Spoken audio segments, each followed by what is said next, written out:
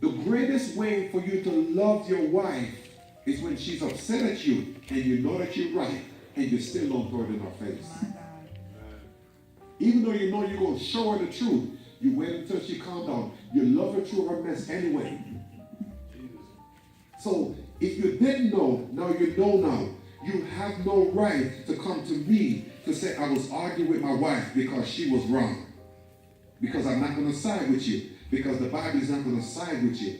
You do not argue with your wife. You show your wife love. Let her feel comfortable. Let her feel secure. How do you know a woman feels secure with you, man? When she's not threatened by you. When she's not worried that she get upset and you're going to slap her.